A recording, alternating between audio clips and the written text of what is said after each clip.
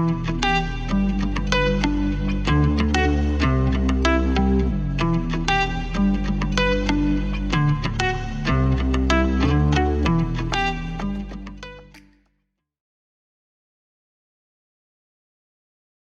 everyone. I am Dr. Dream, and you are here for another episode of the It's All Good Show. My guest today is one I've been wanting to have on the show for quite some time. His name is Dannion Brinkley. If you haven't heard of him, you're in a small number of people that haven't heard of him. He is an extraordinary gentleman. His story is fascinating. More than 50 years ago, Dr. Raymond Moody coined the term near-death experience. And Dannion has been part of this movement for 5 decades. He is a survivor of 3 of these near-death experiences, actually death experiences. And he has spent the last 48 years as a hospice volunteer studying what most of us call death, although, as he'll explain, it never really happens. So Dannion is a New York Times author of the international best-selling book series Saved by the Light, At Peace in the Light, and The Secrets of the Light. Being struck by lightning in 1975, Dannion was listed as clinically dead for 28 minutes. His near-death experience has recalibrated the way he would live, and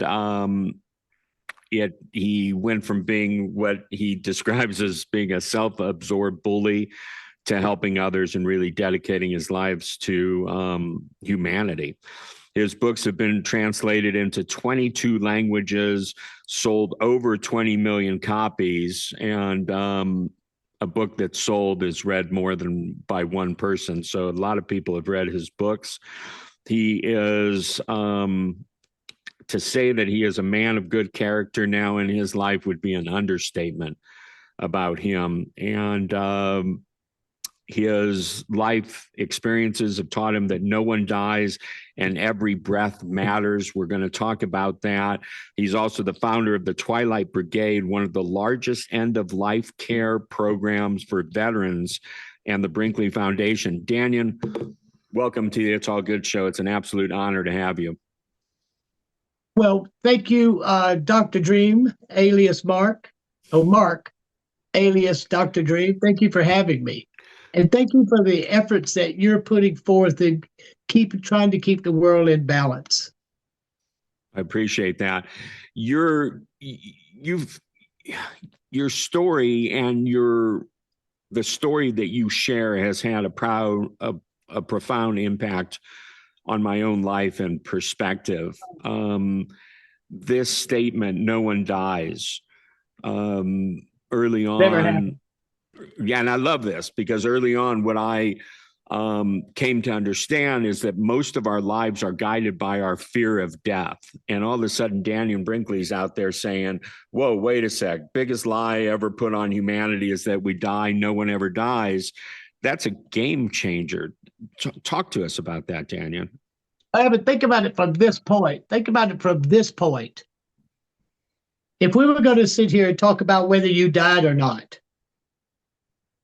equal to how your cell phone works, knowing what your cell phone does, you could take the facts and get to the place that you are not going to die faster than you will ever get to the place of understanding how your freaking cell phone works. So if you're grown up, and you're breathing in 2026 and you don't think that you're an electrical being, then you are missing the whole game in the fact that the new era has already dawned on us and a whole new viewpoint. Some of the old comes back, some of the new comes, but here it all is coming. And people who are paying attention to this kind of stuff, Mark, are opening themselves up to not fear-based, but reality-based understanding. No one's going to freaking die. And everybody who ever tells you that you're going to die is up to something. Then everybody who tells you what you're going to die for, should die for, what you have to do to not die for, or whatever all that is, that's not true either. Is there some truth in that whole story of what people happens and punishment? I think the truth is in understanding this near-death experience and spending 48 years as a hospice volunteer and being with thousands of people and experiencing it myself, I understand what happens in those dynamics. I know what happens. And being able to mold and fashion a way that people can understand themselves in that moment when you take that last half of breath, two things leave: that air and the sound of your voice. Those two things are gone. And every freaking else is still there, Mark. Everything else is still there. So the power is that you're breathing and that you have a voice. And the thing that you just left was just, quote unquote, a thing you just left. And it, as you left it, is electrical. Okay? But it is too dense for your voice and that last breath. So when you go through these experiences and you live in end-of-life care, you get a chance to see what's real and what's not real about the world we live in. The world we live in today, in general, is taking us to a world war. And we are watching it happen before our very eyes. And what are we doing? What are we as mankind and humankind doing? And to realize that where we are, we have to change. And what does it take for us to make that change? Because if you think that the world that you're living in and the life that you're living is not contributing to the fact that we are sitting at world war, people are dying every day at the hands of America, and a lot of reasons are happening for that. But this is where we are in our reality. So knowing that you're not going to die, knowing that most of the choices that you're making are based on the fear of that, it will never happen. And what the greatest thing that anybody can understand is look at the near-death experience. And the first thing that you look at when you hear someone tell it is the life review. You'll lift out of your body, you'll move down a barrier, across a pond or a meadow or down a tunnel. For me, it was down a tunnel 3 times. And then once it wasn't, but it's the same pattern of where you break loose and shift out of that level where you breathed, and you shift out of that level. Then you come into a place that's safe in its feeling. I mean, there's safety there and it's comfort. And then you see your whole life pass before you in a 360-degree panorama. And you watch it from a second-person point of view as though you were your own best friend. And then you literally become every person you ever encounter. And you feel the direct results with your interaction between you and that person. No one gets away with anything. And the other thing is that when all of this happens, when all of this starts to happen, there'll be this question that comes, and it's just this: if God couldn't come today and God sent you as you identified divinity, if God couldn't come today and God sent you in the life you just reviewed, what difference did you and God make? That was the transitional moment for me personally, because I had to become all the people I had bullied and pushed and shot at or hit but a bat, or whatever it was I was doing with whatever insanity I was living in. Then that point of being that and seeing it was not what I had done, but it was the intention and why I had done it. That was the most startling shift and change in who Dannion Brinkley. So if God had not come today and God had sent me and I looked at all of that, then I became a hospice volunteer. And as I became a hospice volunteer, I built one of the largest end-of-life care volunteer programs for dying veterans in American history. And I'm one of the co-authors of the standard end-of-life care model now used by the Veterans Administration. And now I'm embarking on the energetic level. The other part of the near-death experience is that you are not this body. You are not this body, and you have to stop being stupid, and you have to stop being crazy, and you realize you're not this body. Why? You look at the near-death experience. Then everybody says they floated above their body. They looked at it, out-of-body experience. They floated above their body, saw it in the car wreck, in the bed, lying in the hospital. They saw all that floating above it. Well, no one ever stopped to ask the person, well, then tell me who the viewer is. Who is the being? Who is the person that's observing this? See, no one stops to think, if you're watching it from above, how could you be it? And if you identified yourself separate from it, how could you be it? So that was the other part. And the third part is that we're electrical beings. And the key to our health, and the key to our prosperity, and the key to our intentions of achieving the goals that we hope to teach and be a part of, it all comes with recognizing those three things. You will not die. It's all nonsense.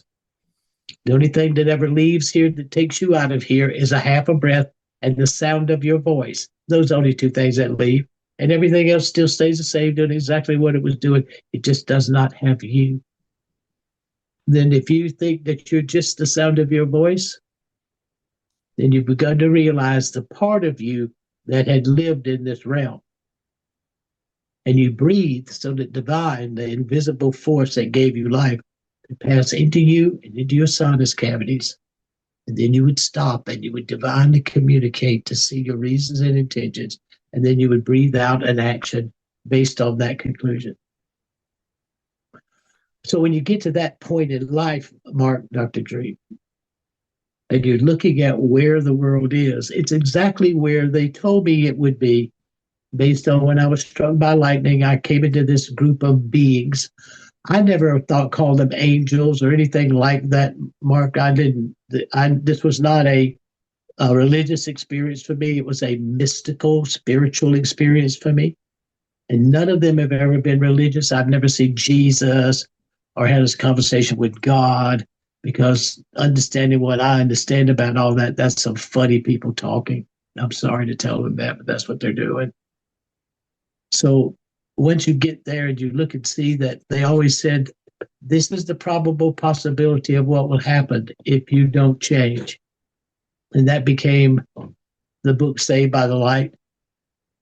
And so the fact that all the things that they said would happen if we didn't change are happening. And we are setting ourselves consciously for a world war. And we cannot decide who the enemy is or why. You can ask anybody in America who the enemy is or why they're the enemy. See how crazy all that is? It's all crazy. I've got one question before we go into some other areas. So you die, you have this experience, the whole thing unfolds for you. But you go through it 2 more times. Everything happens for a reason. Why did it happen to you 3 times? Well, I could tell you from a Dannion viewpoint. Yeah, please. When I came back from the first one, I'll remember, I was paralyzed. It took me 2 years to learn to walk and feed myself. 2 years, and I had to walk cranes, and I wore welder's glasses because the flash of the lightning hitting my body. The flash of the lightning and the fireball that came through the room blinded me. So when I lifted out of my body, I was not in any pain. I could move and I could see. Whereas in the body, I couldn't. So it took me 2 years to learn to walk and feed myself. Then because of the lightning, that led to open heart surgery. Okay? I didn't want to do what I thought was the mission that they had sent me back to do, and I kind of half-assed it because I didn't think there was a chance that people would change. I could see that people would change, although I was wrong because I see it happening in sufficient amounts to be world transformative at the exact right time. But then I didn't. So remember, I've been struck by lightning twice. September 17th at 7:05 p.m. on a Wednesday afternoon during a thunderstorm, sitting in my bedroom with a landline phone, holding the phone and sitting on the edge of the bed with my elbow on my knee and struck by lightning twice. 3 years later, I got struck again doing the same thing, different house, different place. It didn't kill me. It just threw me against the wall and slammed me up against a picture window and knocked that window out into the yard and me back on the ground. And it took me a couple of weeks, but about 45 minutes. I think I was coming in and out of consciousness. I'm not going to say I was unconscious because I can remember things going on around me, but not well. So when you look at it, and you look at it, the exactness of the events, you begin to understand a pattern of bringing yourself back to focus. You know, people always laugh when they say, "Dannion, why do they think they keep sending you back?" I said, "Well, I made a deal that I would get this event done, which is what I wrote about in Saved by the Light, the center." The program where energetics combine to set a whole nother level of you identifying yourself. And if a person can identify themselves and they are not within the framework of this physical dimension, ever how that's achieved with their natural self, then a whole nother opportunity in choice making becomes theirs. So when I see that when this vision first came, which is now box 13, when this vision came, it was all crazy to me, Mark. I didn't care, you know. And then as I watched the years of learning to walk and feed myself and watching where healthcare was then, and then going into those led to open heart surgery, then that was a near-death experience. Then brain surgery, that was a near-death experience.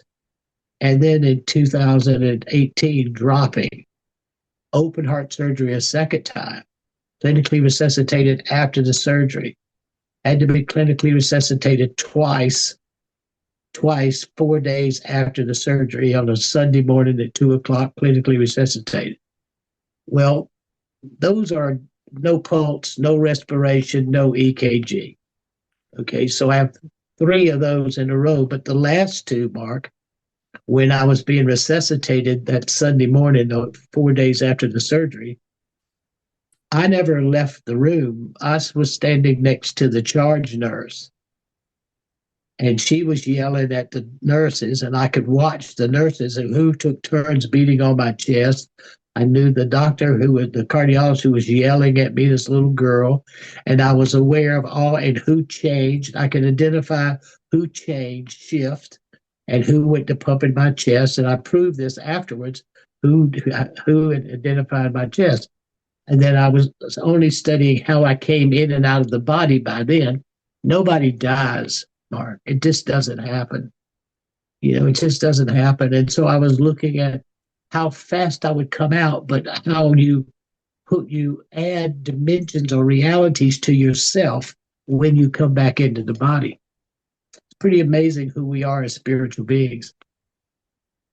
So yes, So Dannion, you have, I mean, your book has touched obviously millions of lives, but on a deeper level, you've held space as a hospice volunteer for well over 2,000 people. And I believe you were literally there as people took their last breath for maybe close to 1,000 people.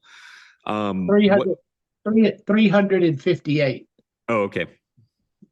My mother and my father.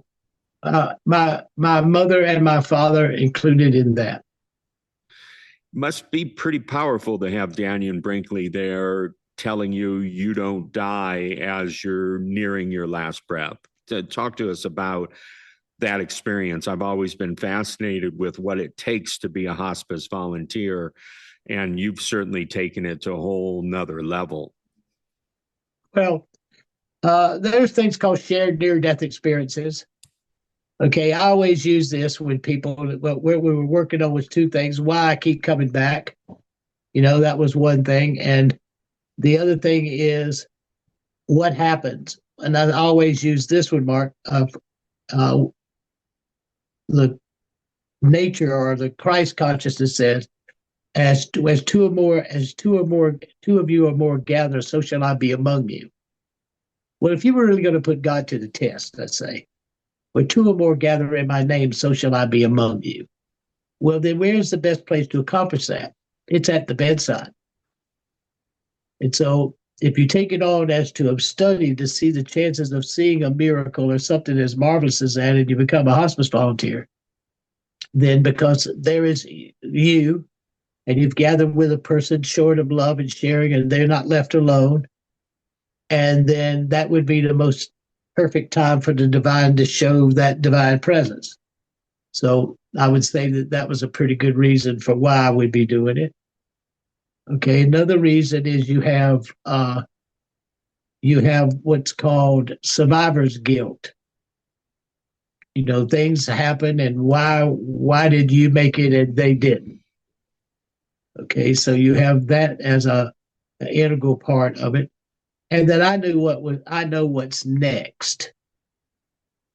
Okay, when people say, Dannion, do you tell them about the near-death experience? No. Maybe one out of 40 of the 2017 I've been with. Every person that's leaving this world needs this. They need to know that their life has value, and you would represent that, being there. They need closure. You can't sit here and watch television all day, and Jeopardy's going to be the same. Life is about progression, so we must make a plan. Doesn't seem like closure, but it's closure because then you can ask them what jobs did they have as a kid, what they do as a kid, and what was the careers that they went on, good and bad.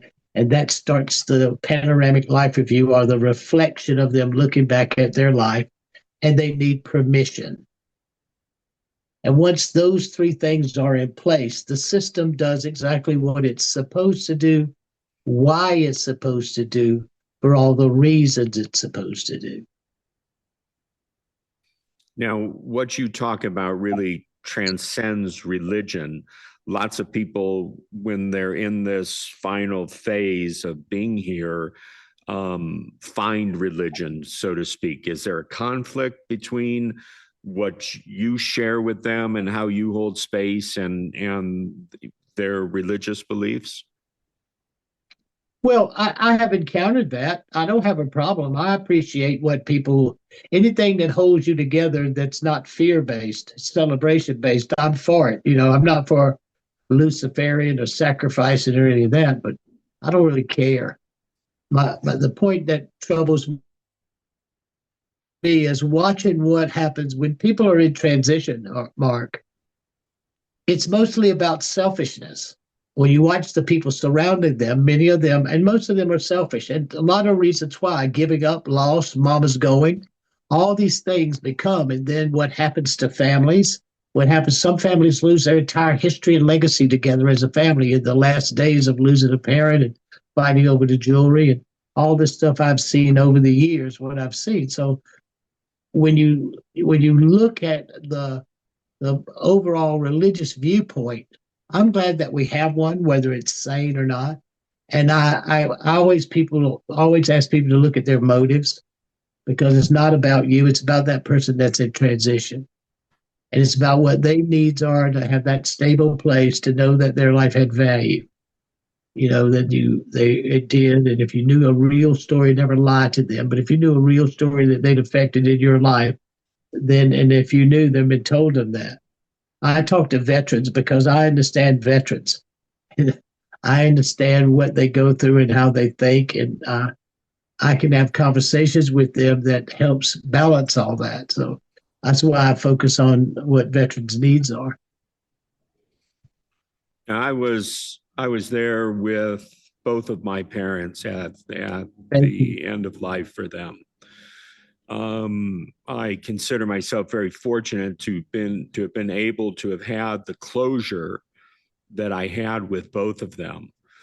I was touched by how peaceful they both were with the process. But that's just two people.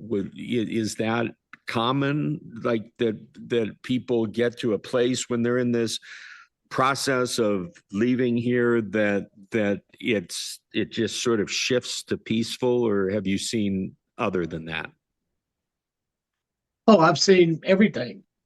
I mean, I've seen every possible thing that you could possibly see. I've seen people go crazy, screaming, and I've seen peaceful and calm. It has a lot to do with the energy in the room.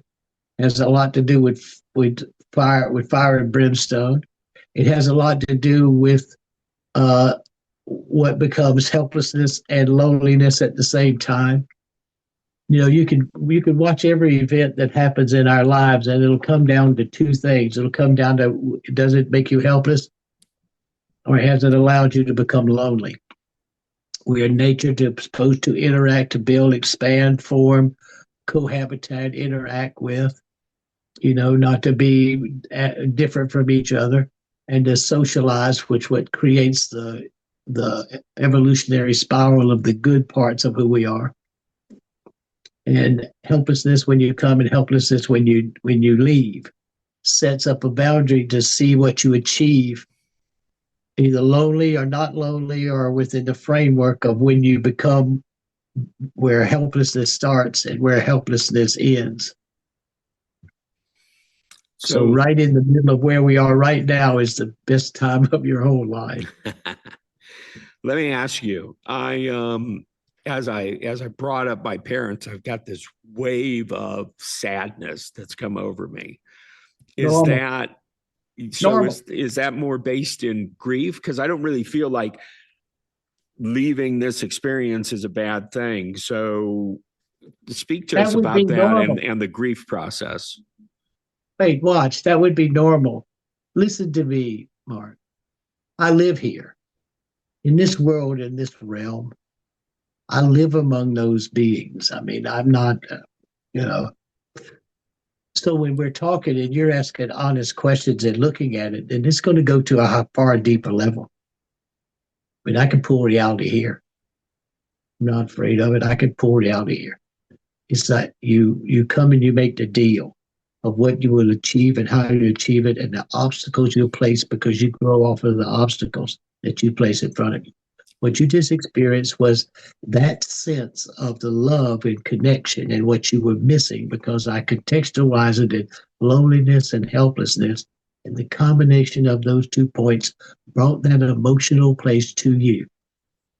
Because missing them and loving them and nothing you can do about it when it was happening and watching them peacefully do it was the greatest gift they could have given you. I hear that. Listen, they're probably laughing right now. And I would tell you what else they're probably doing too. They're probably arguing about who it was that was the most influential in you making the decision.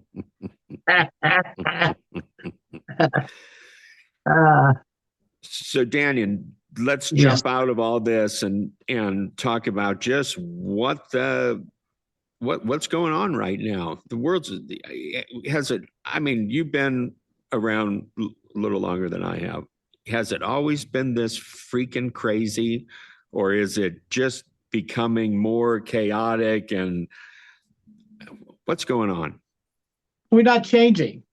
It's like if anybody read Saved by the Light, it was the spiritual beings said, if you keep doing the same thing you're doing, then this is the probable possibilities of the future. I didn't know it was the future when I wrote it down. I didn't in 77. I didn't know it was, I thought it was going to be the future in 93 when I put it in Saved by the Light. Well, it's no longer the future. All the stuff has come true.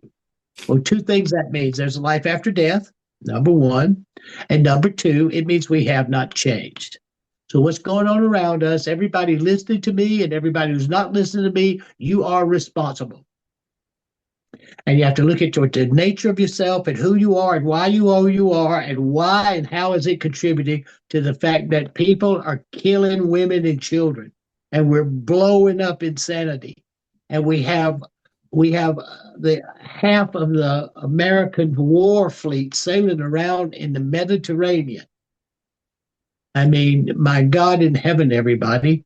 So why has it become important to do your show, Mark?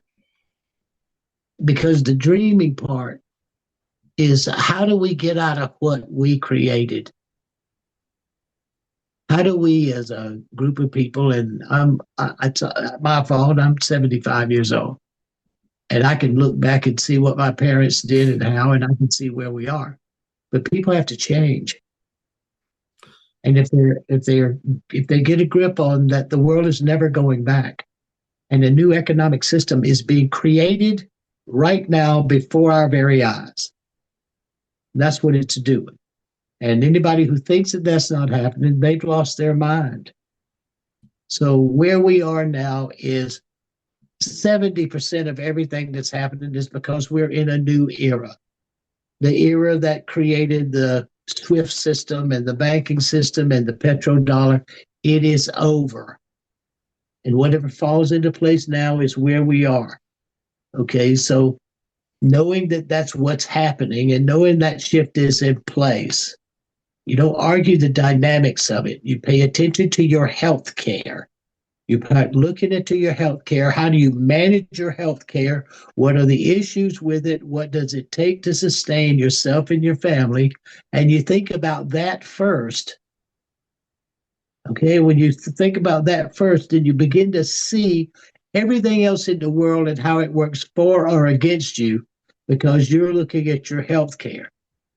And then when you look at yourself as electrical well-being, would looking at that, trying to find what that is a very important part of maneuvering and moving through this new age. The Maya said it was December the 21st, 2012. I have a tendency to believe that. But let's say if it was, that means we'd be in the 13th or 14th year of this new era. So everything is shifting and changing. Everything, all of it. The old is gone. The next cycle is here. And looking and understanding that, then, and knowing that that's really happening, okay, knowing it's really happening, then the fact that we get a chance to create a whole new reality and to correct some of the things we did wrong in us growing up in our lives, Mark, I think is the dream, and I'm glad to be on this show talking about it. So let's just bring it down to, the average American, if there's such a thing, average American couple, Phil and Ida, sitting in Cedar Rapids, Iowa. They've lived a good life. They always tried to do good. They made mistakes like any of us. They raised a family. They were somewhat religious, found comfort in God and direction. What do you tell that couple? There's this crazy war going on. What responsibility do they have right now? What direction? Just to recognize this. Look, it's going to happen. There's no way around it. It's set. It's already set. It all started with 2008 this last time, but it's over. It's done. Okay. But recognizing it, because a lot of people contributed to slowing it down, affecting it, like what I believe I'm doing. I'm affecting the flow of where dollars will go toward health and looking at health that shows a more positive results based on that you're an electrical being in reality. And like I said in the beginning, I can explain to you that you're not going to die and that you're an electrical being before you will understand how your cell phone works. Long before you understand how that works, I will explain it. So we have to come into the reality, Mark, of that we are spiritual beings And if you look what Dolores Cannon said, and I was a good friend of Dolores Cannon, she said if you were born between 1945 and 1947 and 1965, you came as a light bearer, and that you came here as your last hurrah in coming to this plane of existence to help birth an age.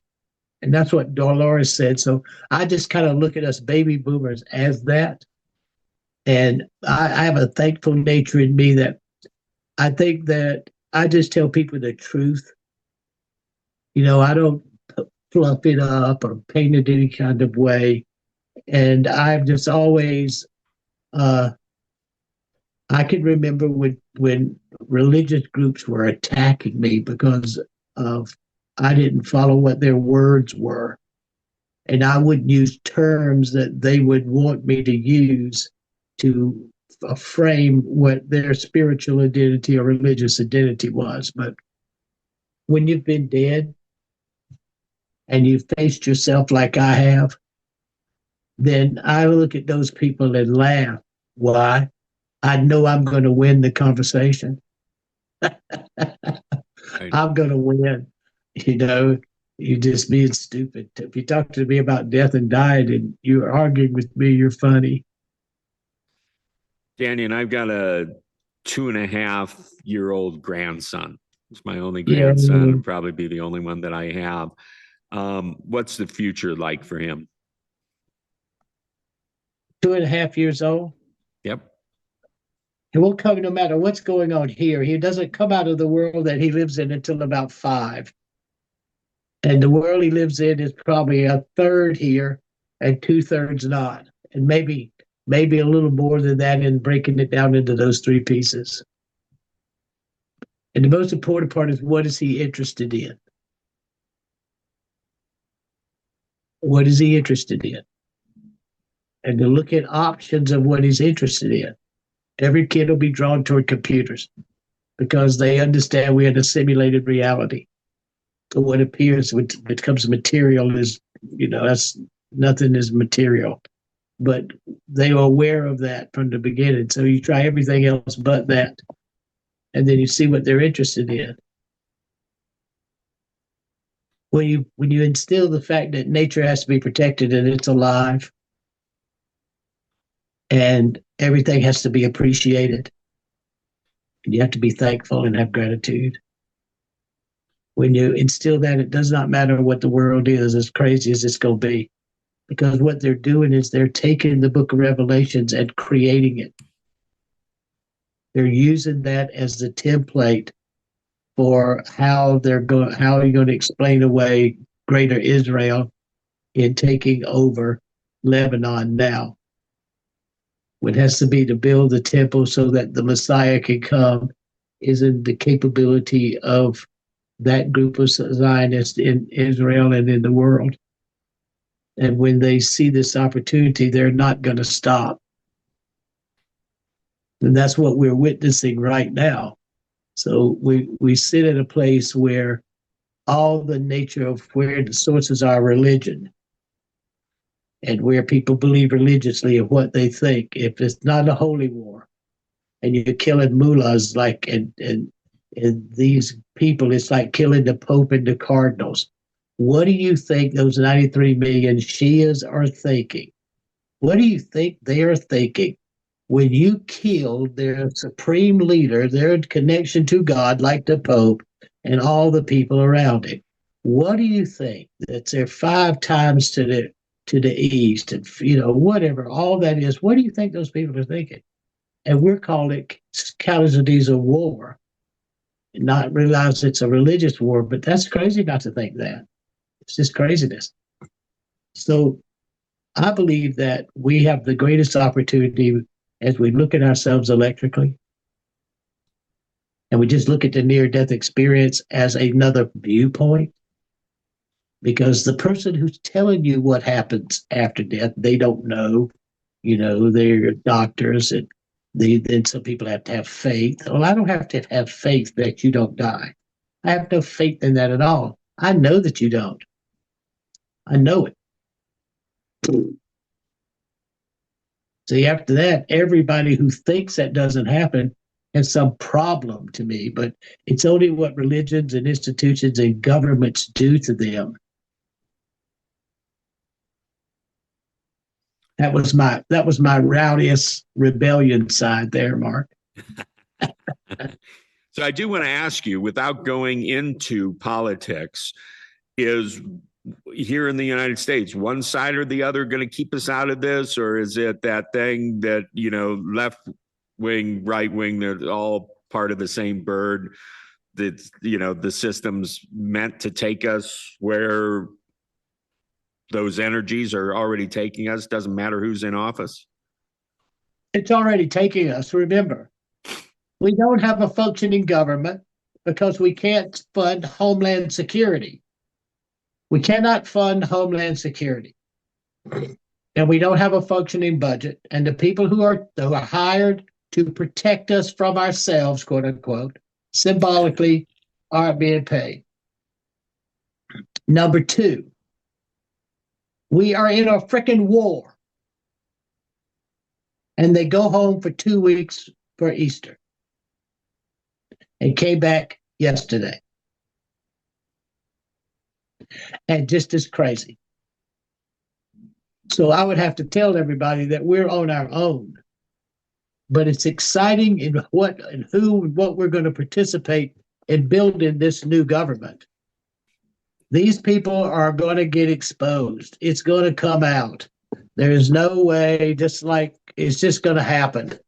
And the sad part about it is that when you look at all the things that could have possibly gone right or gone wrong, and are they going right and going wrong? Yes. But if we are looking at ourselves as energetic beings and knowing that I make this prediction, this is a Dannionism.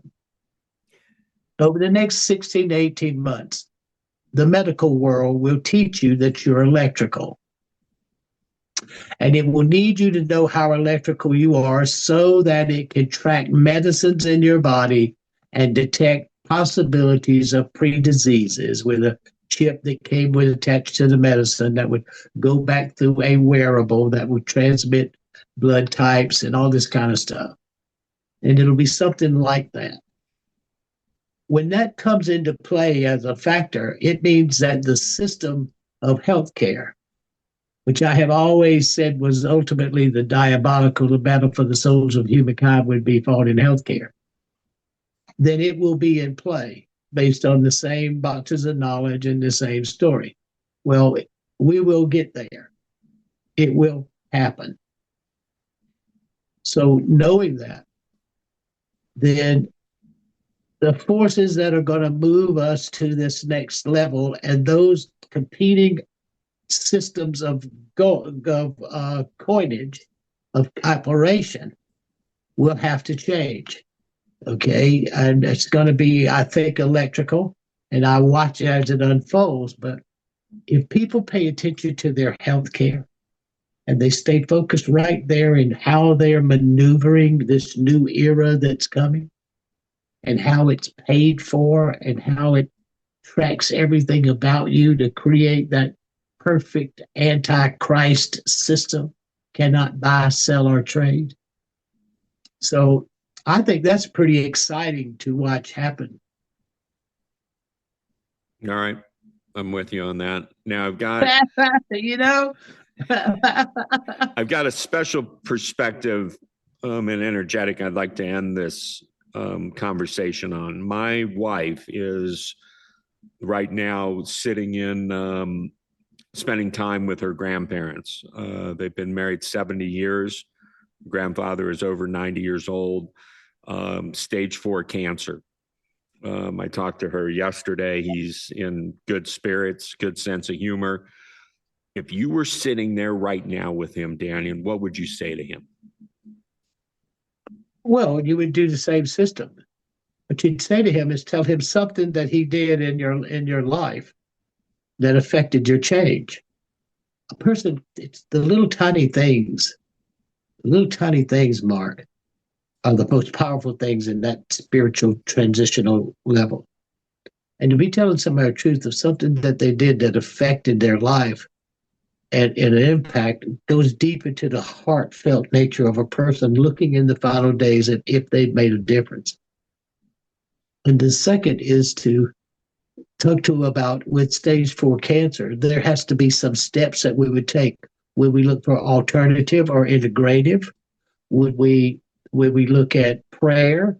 Would we look at this? Because if a person is in the decent health with stage 4, there is nothing that's not fixable or curable. But it has to do with the attitude of facing it instead of listening to what a bunch of doctors say about it, and look at options of what you're willing to do. Because every life is worth fighting for, but not to where it just gets crazy. If it gets too much, you wear yourself out trying to stay here, and then you try to figure out why you're trying to stay here when you cannot make sense of that anyway. Hers is about getting them to tell her their romantic story. Tell me the story as two romantics. She wants to hear it like it's a romance novel, just like who was it, Nichols, who wrote The Notebook. It was like you want to hear it from that. She wants to hear that story. Well, Dannion, I appreciate that. And on the biggest level, I appreciate you. I appreciate you standing in your truth. I appreciate you putting yourself out there. I also know that if you didn't, you'd probably have a fourth near-death experience to get you back on track. Absolutely. Okay, so let me tell you why I keep coming back. Here's why.